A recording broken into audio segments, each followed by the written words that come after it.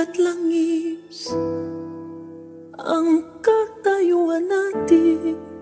Yan ang kawangis, pilitin mang magsamay, may mahahapis. Ganyan tayong dalawa. Ang panuntunay magkaiba.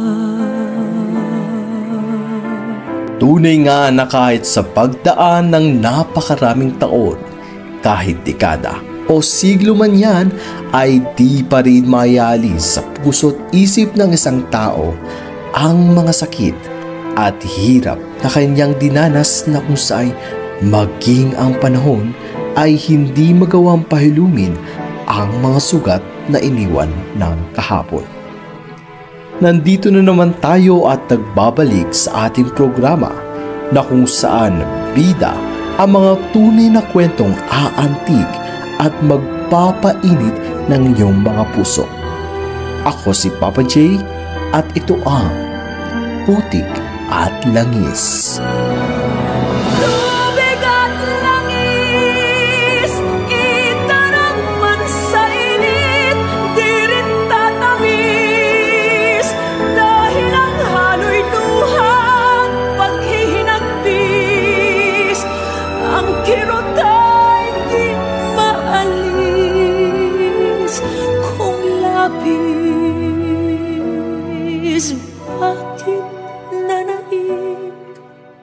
Labing-walong taong gulang pa lamang si Liza nang ideklara ng dating Pangulong Ferdinand Marcos Sr. ang martial law sa Pilipinas. Laking muntinlupa kung kaya't saksi siya sa madalas na pagdakip sa mga umunoy rebelde raw na siyang dinadala noon sa Bilibid.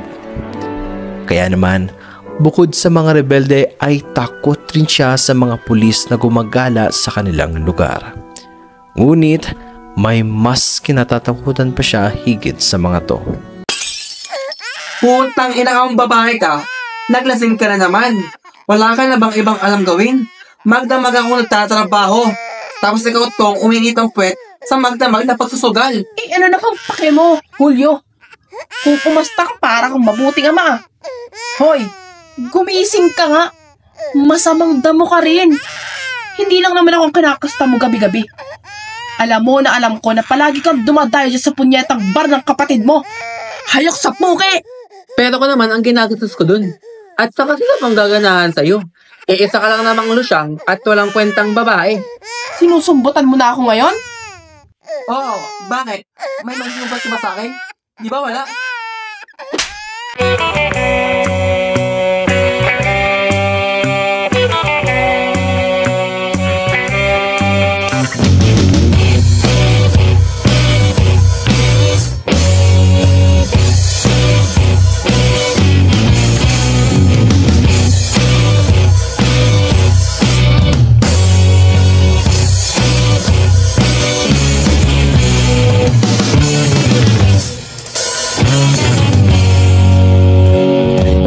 Akala senggo yung nanay mong abogado.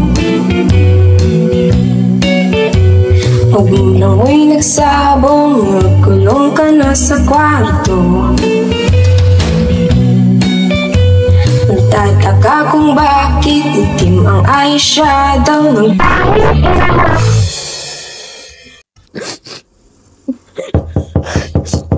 Nak, gising ka pa ba? Nak? Liza, tahan na. Andito na si tatay. Pasensya ka na ha. Nag-awal na kami ng nanay mo. Ako nga po dapat ang humingi ng tawad sa inyo eh. Hindi ko po kayo nabigyan ng regalo ngayong kaarawan nyo. Ayos lang yun. Sa totoo lang, hindi mo mahalaga sa akin ang material na bagay. Gastos lang yun.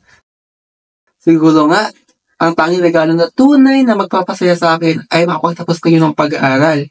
Nang sa gayon, mabili nyo ang mga pangarap nyong bilhin. Masaya na ako dun, anak. Salamat po, Tay. Hayaan nyo, sisikapin ko po makapagtapos para mabili ko rin po ang mga gusto nyong bilhin. Sus, matulog ka na nga. Bakit ka bukas sa klase? Good night, anak. Good night po, Tay. Ang tunay na regalo'y nagpapasaya sa taong mahal mo. Pinag-iipunan o pinagsusumikapan, iyong binabalot sa buong pagmamahal.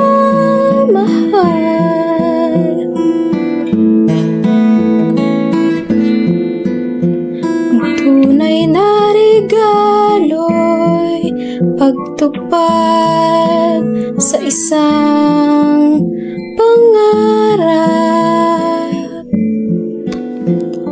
Nananahan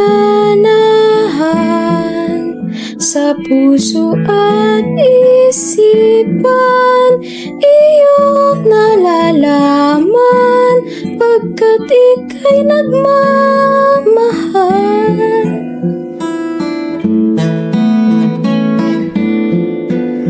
Ang tunay na regalo'y pagtupad sa pangarap ni tatay na aking mahal. At dahil sa siya'y mahal ko, pagtupad sa pangarap, tanging tunay kong regalo.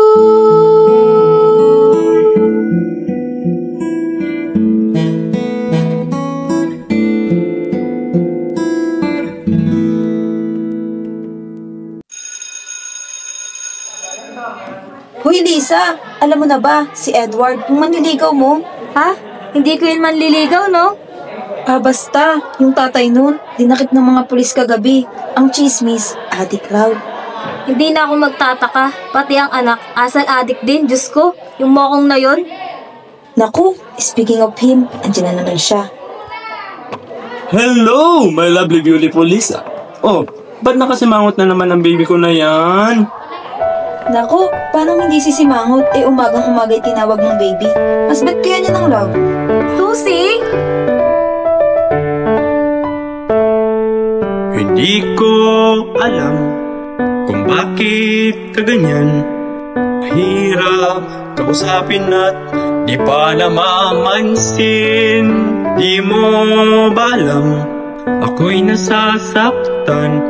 Ngunit di bale na basta't malaman mo na mahal kita, mahal kita, hindi to bola. Ngumiti ka man lang, sana ako'y nasa langit na. Mahal kita, hindi to bola. Sumagot ka naman, wag lang ewan. Sana naman tigil mo na yung kakasabi ng ewan at anong bola na naman yan. Bakit pa ganyan? Binatay di alam na ang ewan ay katulad na rin ng oong inaasam. Mahal kita, hindi to bola. Ngumiti ka man lang, sana ako'y nasa langit na. Mahal kita, hindi to bola. Sumagot ka naman, wag lang ewan. Loko talaga kayong dalawa. Bahala nga kayo dyan. Papa J, hindi ko alam ang mararamdaman ko noong mga oras na yon. Hindi ko naman talaga gusto si Edward. Aaminin ko, Papa J, hindi naman sa pagmamayabang, bukod sa kanya ay marami pa po akong manliligaw.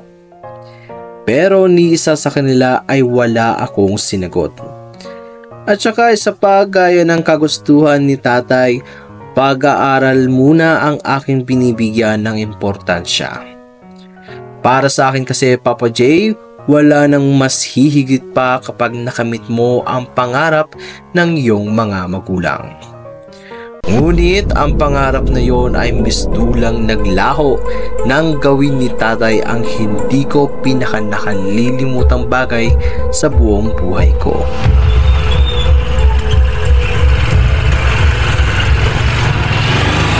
Tay, saan po tayo pupunta?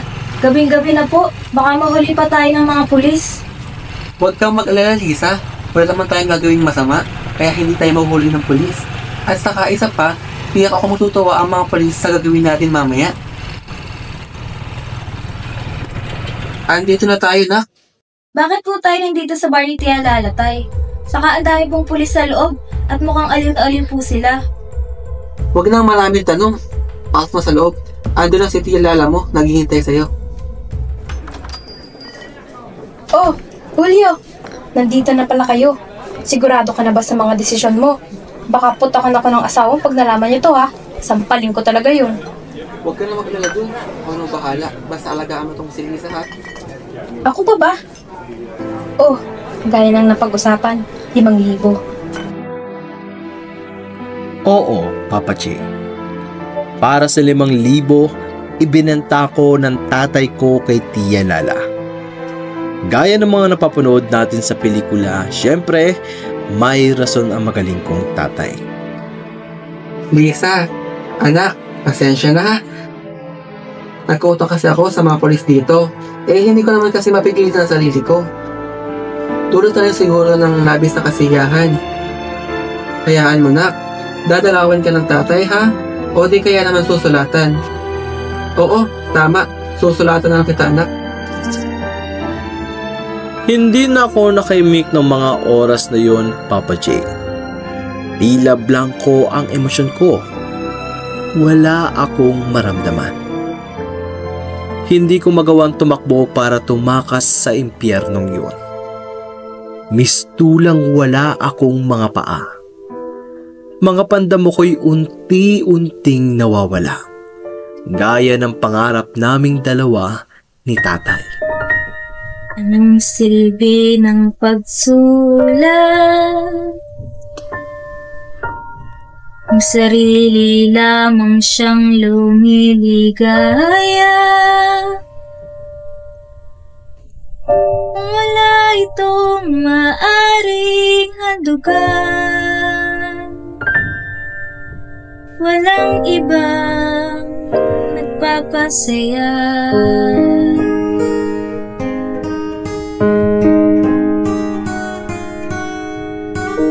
Anong silbi ng pagsulat? Kung yung kapalit regalong nabibili.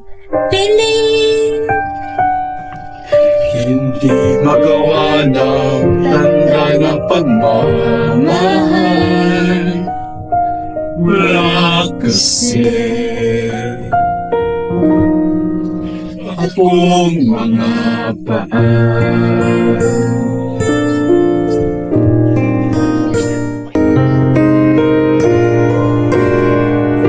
Anong silbi ng pagsulat? Kung di matupad pangarap ng tatay. Anong silbi ng pagsulat? Kung di matanggap mga gawa ng tatay.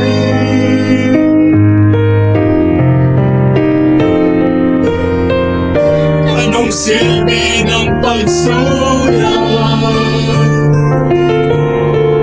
Mamatay ang minamahal nang di man lang tunay na nabigyang ligaya. Wala kasi akong paan.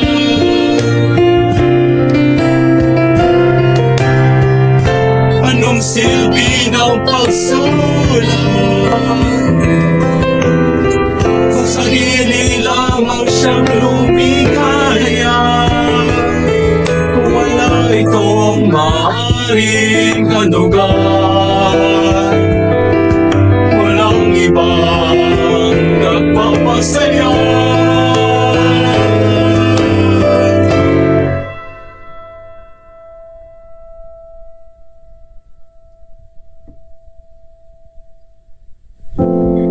silbi ng pagsulat, kung kapalit regalong nabibili.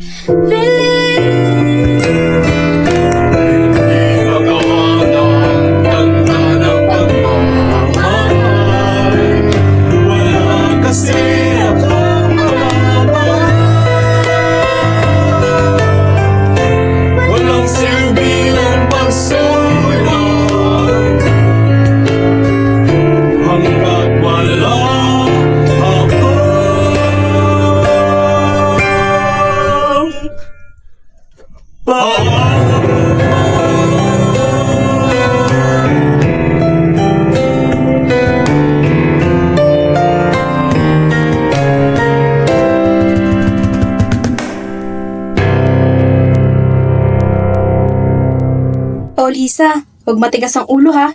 Lahat ng aking utos ay susundin. Tandaan mo, bayad ka. O ito damit, magbihis ka.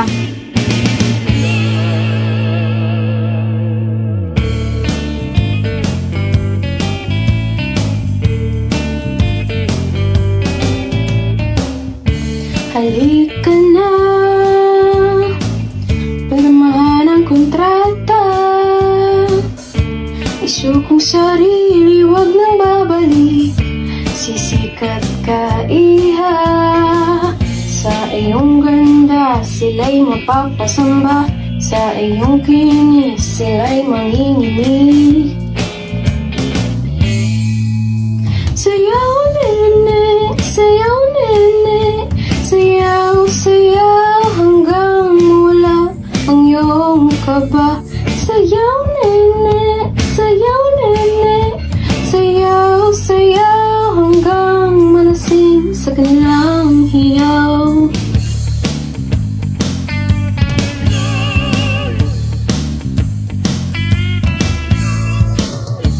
Halika na,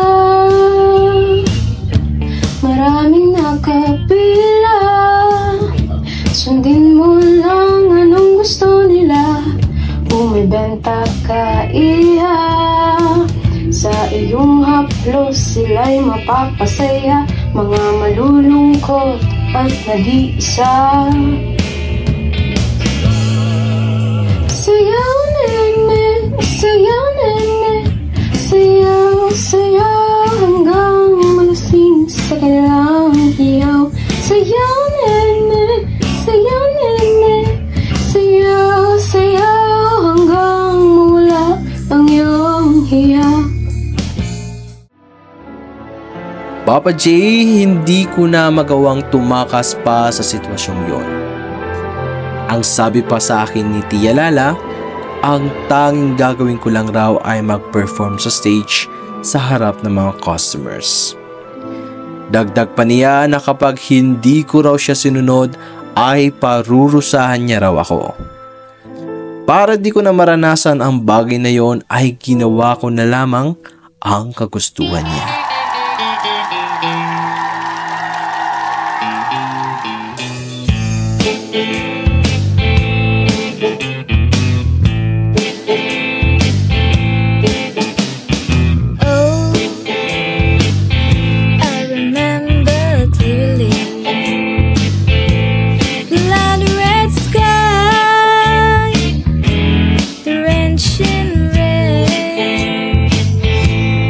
Over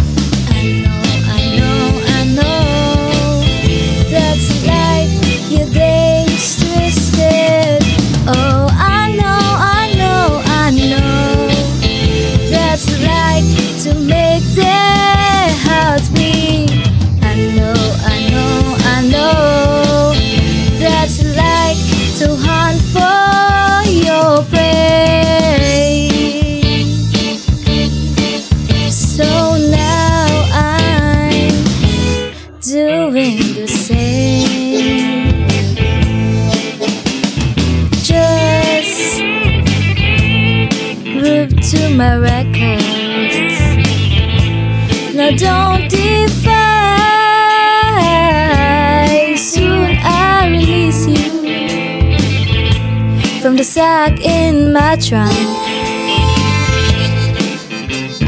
Honey, we will play a little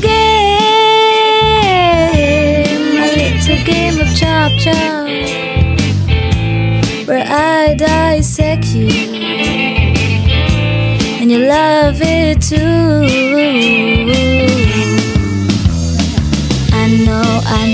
I know that's like your game's twisted. Oh, I know that's like to make their heart bleed. I know that's like to hunt for your prey.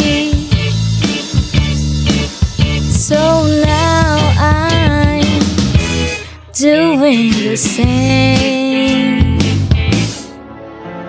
Ang ina. Yan ang katagang paulit-ulit na sinasambit ng aking isip, Papa J. Habang nakikita kong aliw na aliw sa akin ang mga pulis sa loob ng silid na iyon. Pagkatapos ng gabing iyon, Papa J, hinilapitan ako ng isang lalaki na nalaman kong waiter din sa bar na iyon.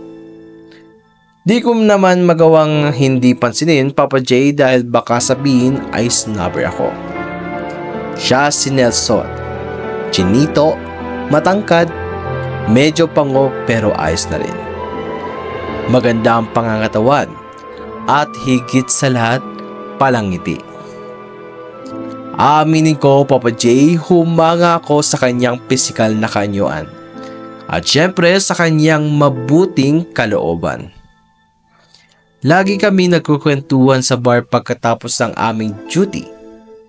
Tawanan, kulitan, at syempre iyakan dahil sa kanya-kanyang pinagdaanan sa buhay.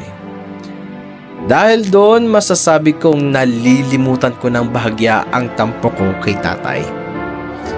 At amin ni Kulit, Papa J, nahulog ang loob ko kay Nelson. Swerte ko nga lang rin dahil pati siya ay nahulog rin sa akin. Sa loob ng 2 buwang pagsasama namin ni Nelson, napagdesisyonan namin na magtanan. Kasabay rin noon ang pagkamatay ni Tia Lala dahil sa sakit ng breast cancer. Kaya naman napabayaan na rin ng husto ang kanyang negosyo dahil wala siyang anak na tagapagmana. Bilang pamangkin at kanyang tauhan, ayaw ko rin namang angkinin ang mga ari-arian niya sapagkat may malaking posibilidad na malaman ni na tatay ang tungkol doon at baka makasama ko na naman sila. Nanirahan kami ng ilang taon sa Pasay, Papa J. Bunga ng aming pagmamahalan, nagkaroon kami ng isang supling na si Justin. Si Nelson naman ay namasukan bilang construction worker sa isang malaking project noon ng dating unang ginang na si Imelda Marcos. Nakilala ngayon na bilang Manila Film Center. Ilang araw nang hindi nakakauwi ng tama sa oras si Nelson, hindi gaya ng dati, Papa J.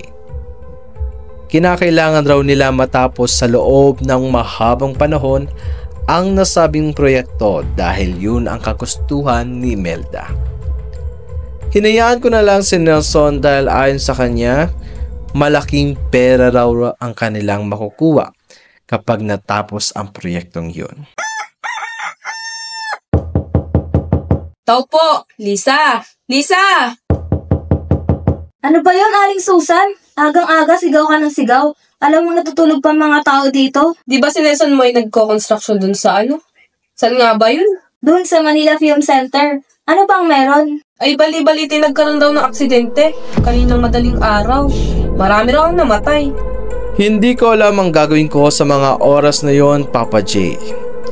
Palakas ng palakas ang kabog ng dibdib ko na parang tambol. Nang maimasmasan ako kasama ang aking walang kamali-mali na anak, ay tumungo kami sa pinangyarihan ng aksidente. Ngunit sa kasamaang palad, hindi kami pinayagan na pumasok sa pinangyarihan. Maging ang mga rescuers ay hindi rin pinapasok. Masakit, Papa J. Sobrang sakit mawalan ng isang tao na siyang naghilom sa iyo. Hindi ako makalaban. Natakot ako. Takot na takot. Wala akong ibang magawa kundi ang umiyak at magpasawalang kibok. Nelson, patawarin mo ako. Kapag ang puso'y natutong magmahal, bawat tibok ay may kulay at buhay. Ngunit kung ang pagsuyo'y lilipas din, bagay kaya ang bato sa buhangin. Kay hirap unawain bawat damdamin, pangakong magmahal hanggang libing.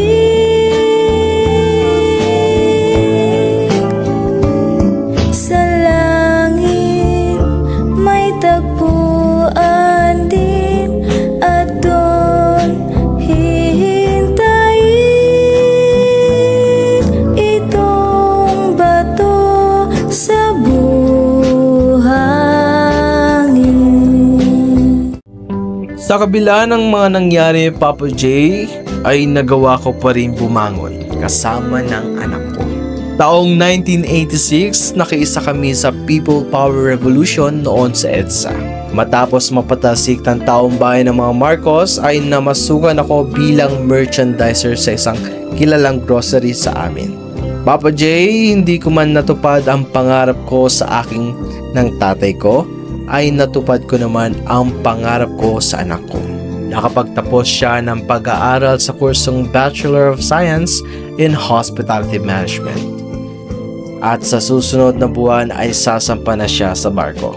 Dekada 70 na ako, Papa J, at kasalukuyang naninirahan sa probinsya ng Quezon. Sa buong buhay ko, ngayon lang ako nakaramdam ng kasiyahan at masasabi kong kontento na ako sa buhay ko, Papa J. Dito na nagtatapos ang kwento ko. Maraming salamat po sa pakikinig. Nagmamahal, Lisa. Sinasabing ang tadhana ay tunay na mapaglaro, na kung saan sa pagiging malaro nito ay sakit at dalamhati ang siyang naidudulot. Isa si Lisa sa mga nagpatunay na ang mundo ay isang entablado, na kung saan ikaw, ako, tayong lahat ang mismong performers. Sabi nila tayo ang gumagawa ng ating tadhana, ngunit madalas ay tayo ay nakikisabay lamang sa agos ito. Muli, ako si Papa J, at ito ang programa na kung saan bida ang tunay na kwentong aantig at magpapainit ng iyong mga puso. Ito ang Putik at Langis.